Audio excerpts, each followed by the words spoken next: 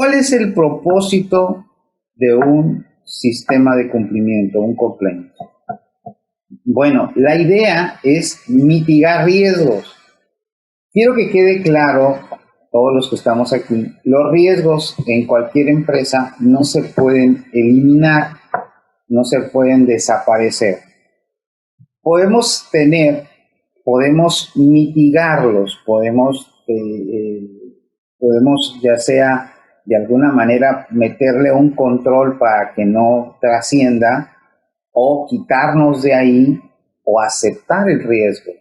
Entonces la idea es mitigar todos los riesgos en los que se encuentra expuesto la empresa, asegurando atenuar o eliminar la responsabilidad legal de esta con los socios directivos, con los aliados estratégicos, con colaboradores, con clientes, con proveedores, etcétera, y con ello darle sustentabilidad en el mediano y largo plazo. O sea, la idea de un sistema de cumplimiento es ese, atenuar o eliminar la responsabilidad. Y eso,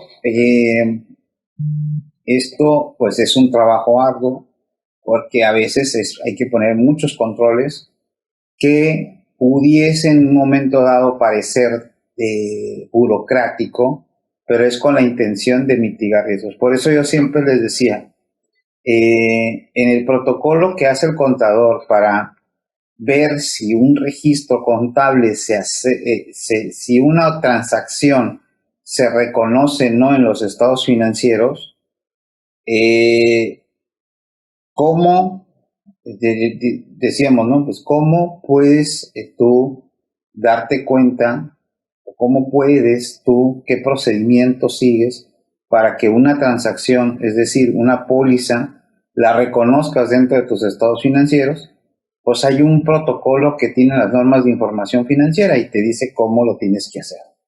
Simple y sencillamente hay que hacer de la siguiente forma.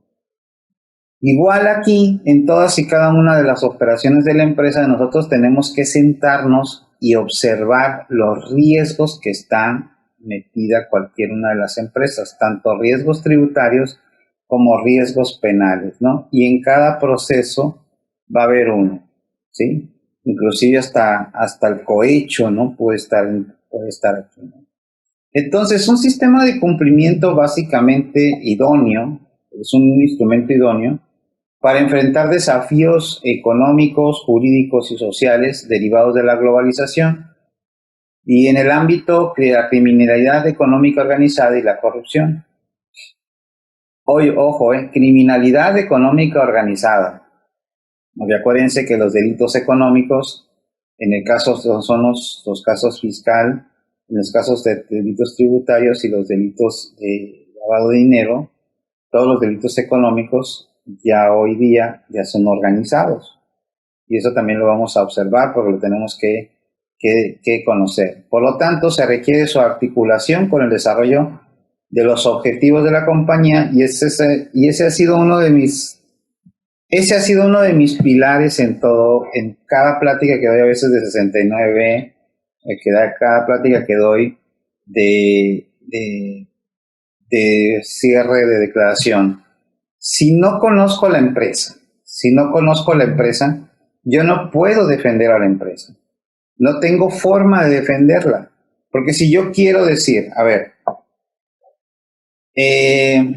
yo preguntaba, digo, a ver, yo te puedo decir, si una empresa, por ejemplo, se dedica a la venta de zapatos, pero no tiene zapatos, no tiene un almacén donde estén los zapatos, ¿será válida la empresa o cómo es considerada esa empresa? ¿Cómo la defenderías? Porque según dicen que está facturando, está vendiendo facturas.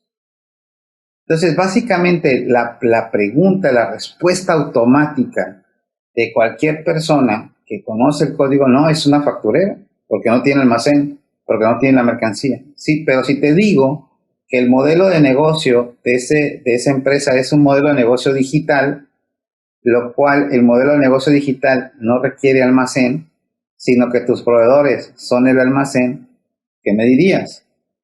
Ah, no, entonces no eres una facturera. Ah, entonces sí es importante conocer a la empresa, sí, Porque ¿cómo puedo defender yo una empresa si no conozco cuál es su modelo de negocio? ¿Cómo puedo defender a alguien si no conozco básicamente lo más sencillo de la empresa? No, los objetivos. ¿Y cómo logras esos objetivos? ¿Y en dónde están plasmados los objetivos de una empresa? En un plan de negocio y en un modelo de negocio. Entonces, sí es importante conocerlo para poder saber cómo implementar un sistema de estas categorías, junto a la interiorización de los valores que la componen. Además, debe existir una buena gestión, disposición y asignación de recursos suficientes. O sea, dinero. Tiene que haber dinero. Eso sí eso es importante, ¿no? El compliance obviamente se basa en la implementación de acciones orientadas a evaluar el perfil de la empresa. Cada empresa tiene un perfil diferente. No es el mismo perfil de una distribuidora de alimentos perecederos a una fábrica de muebles, ¿no? Cada empresa tiene riesgos inherentes, cada una de ellas. Y en esos riesgos inherentes, que es propio del negocio, que esos no son controlados por nadie, es un riesgo que lo tiene la empresa, pues obviamente determina y cambia para cada giro, para cada forma de hacer negocio, ¿no? Entonces, nosotros tenemos que estar muy atentos. Primero, el sector del mercado en el que actúa la empresa, la estructura de la organización, el riesgo inherente propio de la empresa, eh, y obviamente todas las integraciones con la sociedad. Lo anterior implica la observancia de los principios de transparencia, integridad y diligencia debido a las relaciones corporativas en el sector público-privado que garantizan la ética del negocio. Y si ustedes no se han dado cuenta, por ahí ya salió va a salir una ley, déjenme decirles, una ley donde el sistema de cumplimiento creo que ya lo van a hacer casi obligatorio, ¿eh?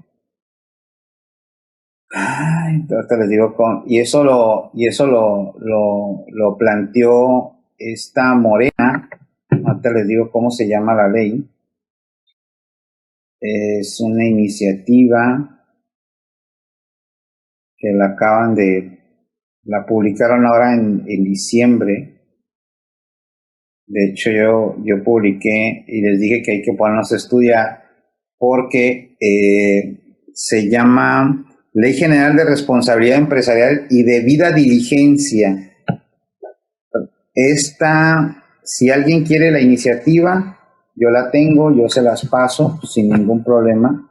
Yo tengo esa iniciativa y prácticamente están haciendo obligatorio, ojo, están haciendo obligatorio ya, si es que se publica esa ley, el sistema de cumplimiento. Entonces, sí hay que tomar en cuenta que las leyes también se están transformando y están cambiando muy rápido, y este gobierno, y obviamente en todos los gobiernos, hay cambios en leyes que nosotros a veces no tenemos acceso, o hay leyes que van a empezar a salir, que en algunos casos son son letras muertas, y en otros casos sí los van a poner a trabajar mucho, ¿no? Entonces, recomiendo que estemos atentos al proceso legislativo de esa ley, porque un sistema de cumplimiento se va a hacer ya propiamente ley, ¿no?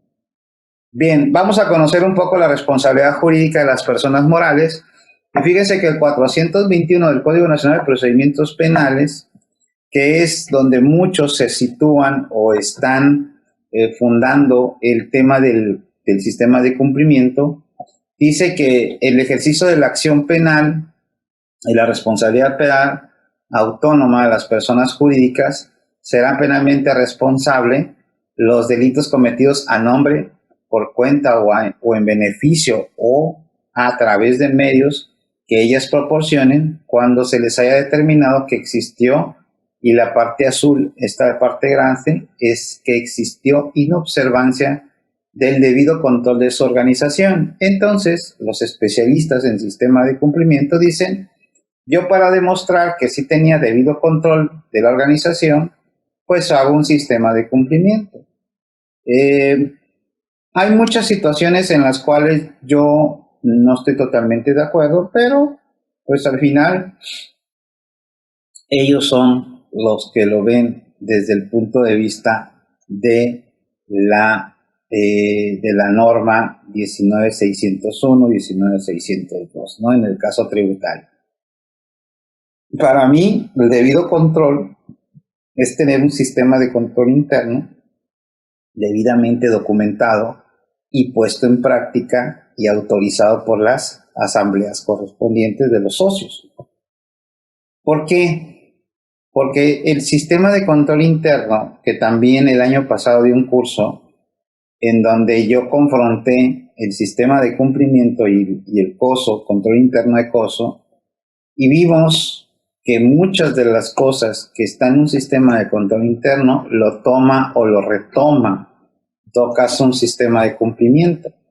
De ahí es donde empiezan los problemas. ¿Por qué? Porque si tú tienes un sistema de control interno, decían muchos, es que es complemento. Le digo, no puede ser complemento porque el sistema de control interno también maneja un área de denuncias, también maneja un sistema, una persona responsable del cumplimiento del control interno, que es la vigilancia. Es lo mismo, digo, nada más que son tecnicismos que se utilizan de manera diferente. Sin embargo, no deja de ser lo mismo. Entonces, a partir de aquí, se dice, pues, que si hubo una inobservancia del debido control de la organización, entonces se ejercerá acción penal. Pero vamos a ver, porque si observamos que esa inobservancia puede ser un agravante para cometer un delito de defraudación fiscal, entonces estamos ante una situación en la que la persona moral puede tener las distintas formas, de acuerdo al 422, las distintas sanciones que se les puede dar a una persona moral si se le determina responsable de algún delito en materia penal. Y ahorita vamos a ver los delitos que están en el artículo 11 bis, el 11 del Código Penal Federal. Pero miren, ¿cuáles son estas sanciones? Uno, las multas, sanción pecuniaria a la multa, el decomiso o productos del delito, la publicación de sentencias, la disolución de la sociedad, las demás que expresamente determinen las leyes penales conforme a los principios establecidos en el presente artículo. Las demás. Entonces, la responsabilidad penal de una persona jurídica puede ser el decomiso y la disolución de la misma. Eso se puede hacer por mandato judicial, la disolución. Y por lo tanto, las leyes mercantiles pues activan de que esa sociedad entre en disolución y se liquide. Eso es lo que se tiene aquí.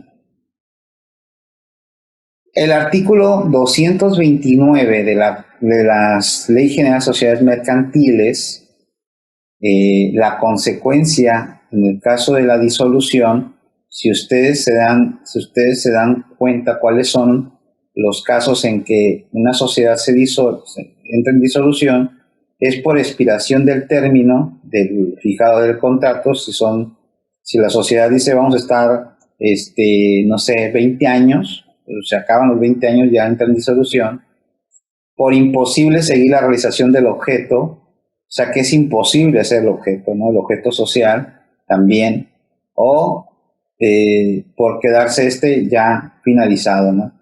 Por acuerdo de los socios, porque el número de acciones llegue a ser inferior al mínimo que establezca la ley, por la pérdida de las 2/3 partes del capital social, y aquí viene el sexto, que el sexto es por resolución judicial.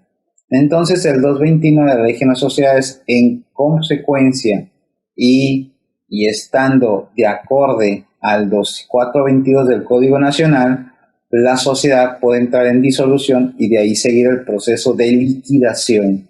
de la sociedad por cometer un delito en materia penal, ¿no?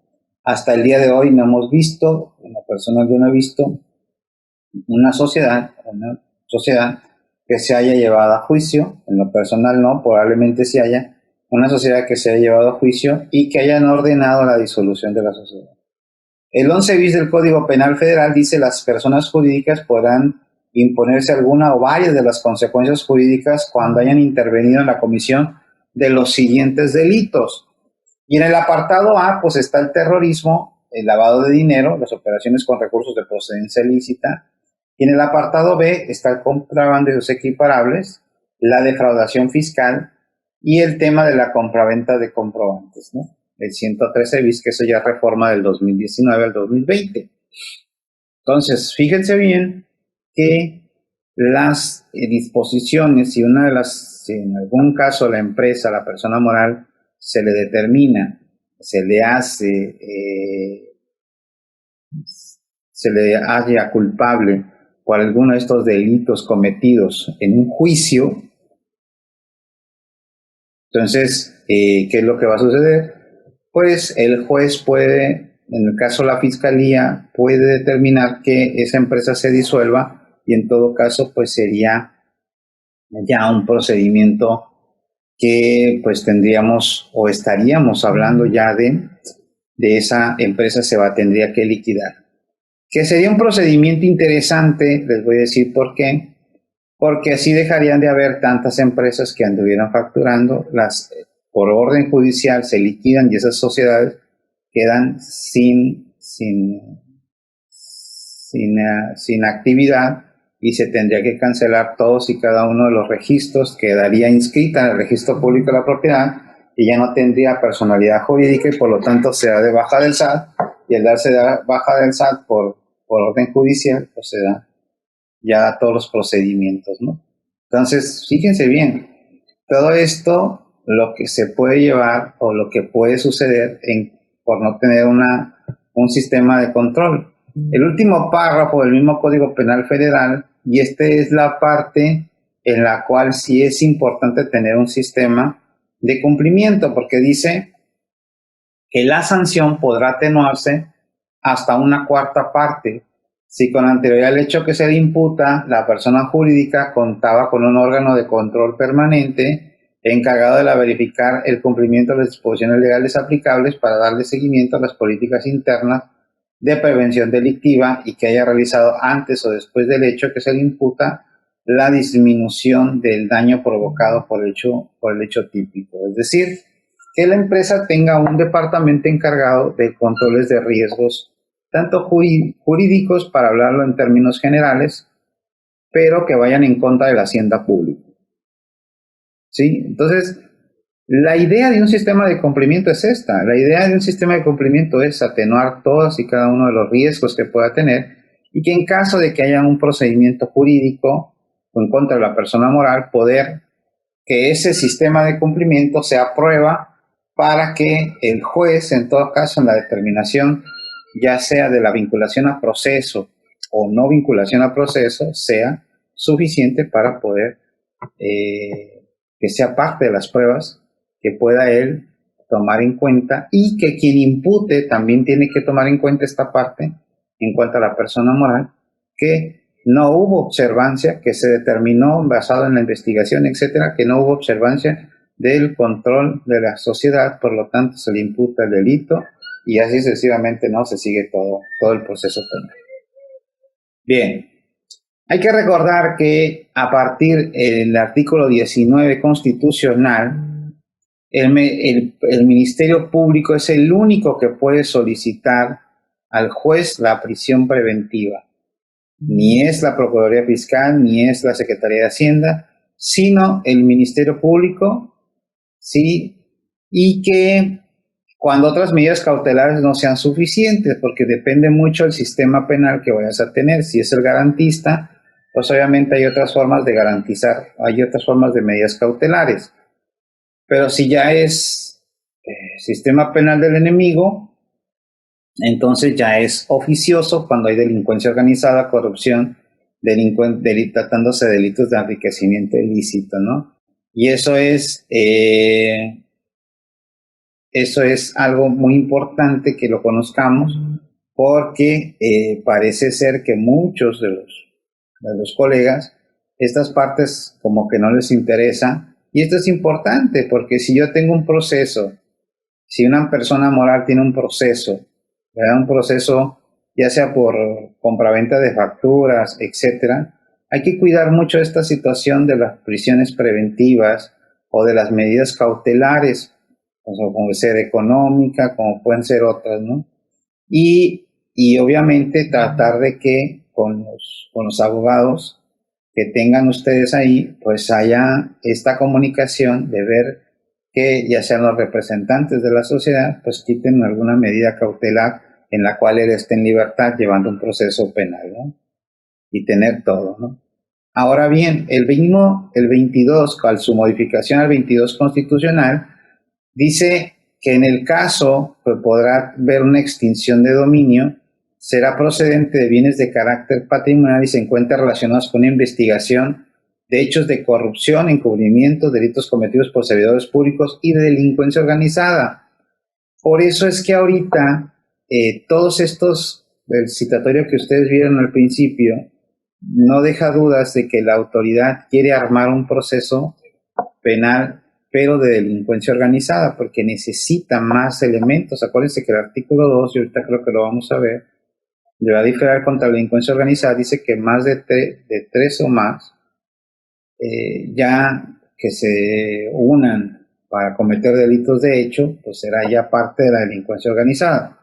Sin embargo, pues hay muchos casos ahí en los que pues, la autoridad no va a poder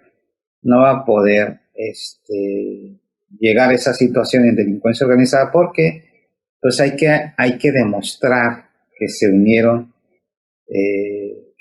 esas personas para cometer esos delitos, ¿no? Sin embargo, en el caso de un procedimiento de extinción de dominio que es un procedimiento totalmente ajeno a un proceso penal, este procedimiento al dar pues, esta situación de esta jurisdicción que se dice que es de naturaleza civil y es autónoma al penal, este procedimiento de extinción de dominio tiene sus reglas muy específicas y que si bien es cierto es violatoria de derechos humanos en cualquier caso, también lo es cierto que puede ser un procedimiento que no está bien llevado, pueden perder los bienes. Entonces sí es importante, si una empresa está en el supuesto de que tiene un procedimiento penal, pues sí hay que cuidar todos estos temas de extinción de dominio. Muy bien. Aquí están todos los delitos que procede con la extinción de dominio. Los que salen a relucir, pues es el de delincuencia organizada, recurso de procedencia ilícita y la corrupción, ¿no? Hay más, ¿no? Ahí están todos ellos. Ahora, en materia de comprobantes fiscales, basado en la reforma del 8 de noviembre del 2019, donde se deroga en el artículo 103, la fracción, creo que la fracción 3, y se modifica el 113 bis, dice, se impondrá sanción de 2 a 9 años de prisión al que por sí o por interpósita persona, o sea, que por él mismo o por otra persona, expide, enajene, compre o adquiera comprobantes fiscales. El problema ahí se vuelve complejo porque si ustedes se dan cuenta, este delito solamente aplica la simple compra de un comprobante. Ojo, es compra de un comprobante. El problema es que por la simple compra del comprobante ya tengo un delito de 2 a 9 años de prisión. Y este comprobante, si lo logro introducir en la declaración anual de impuestos, pues ya tengo otro delito que se me va a sumar, que va a ser el de defraudación fiscal por deducciones falsas. ¿Sí? Y entonces, esto se vuelve un poco complejo, porque si para demostrar que solamente te vendieron el comprobante, tendría que ser por declaración del otro, que el otro diga sí, le vendí el comprobante, y que éste diga sí, yo lo compré el comprobante.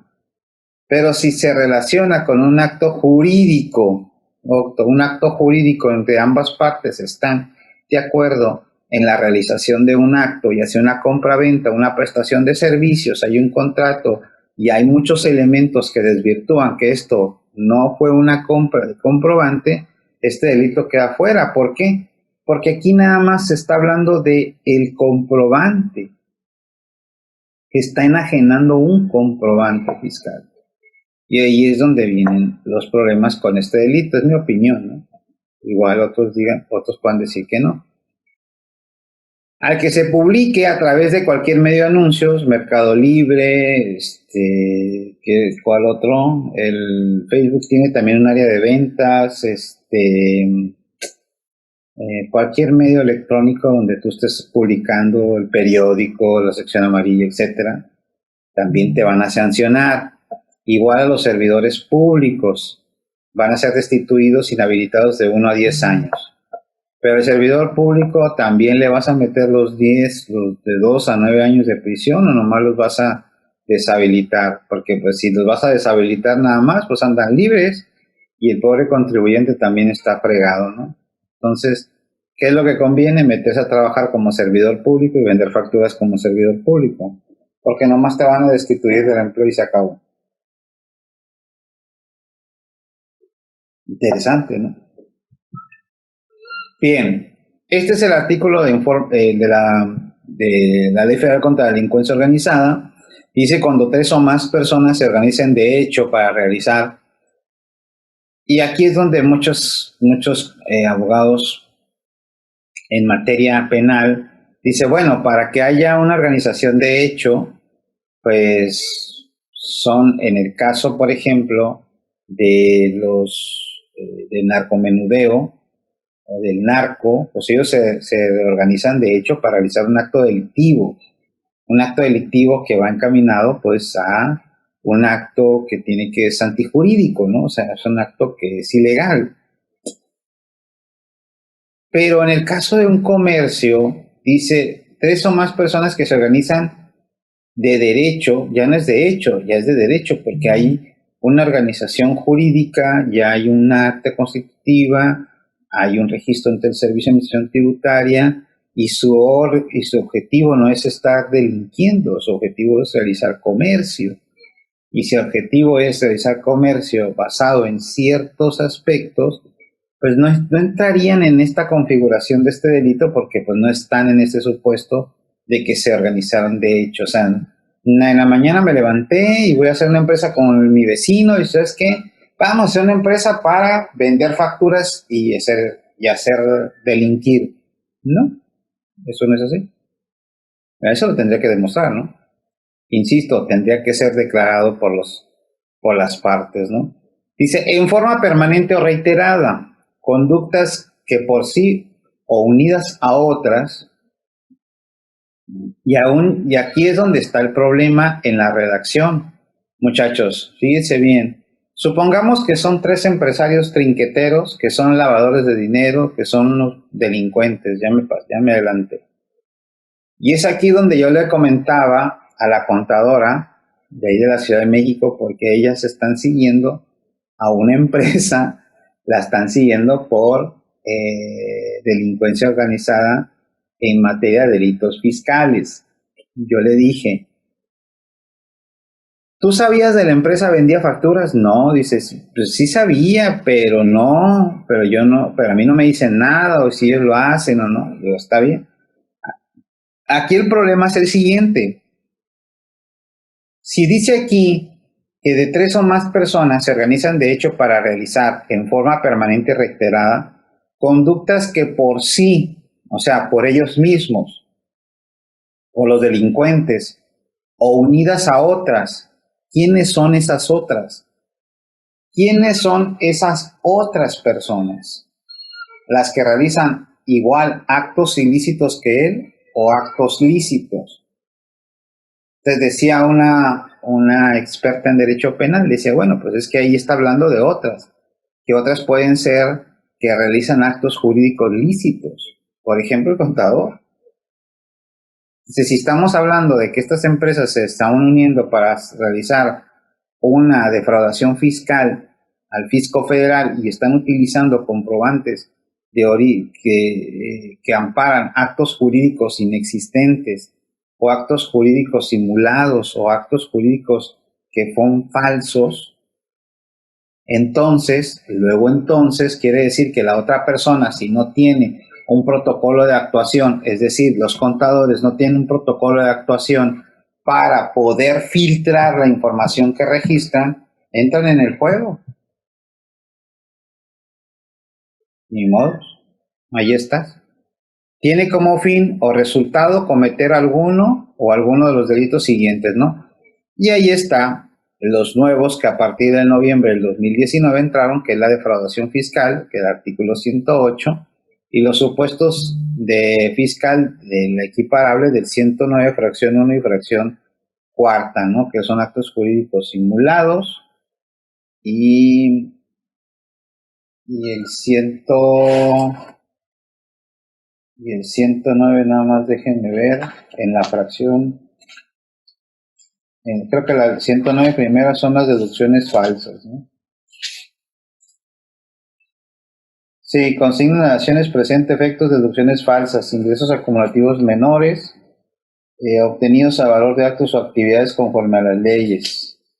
O sea, las deducciones falsas y la disminución de los ingresos y los actos jurídicos simulados también formarían parte de la delincuencia organizada, obviamente con la limitante de 3 veces del supuesto de la fracción 3, son 7 millones y cacho. Entonces, sí hay que tomarlo en cuenta. Bueno, hay que ver ahorita en el 2021, porque si cambiaron los montos basados en inflación, pues ya no van a ser 7.800.000, va a ser un poquito más, ¿no?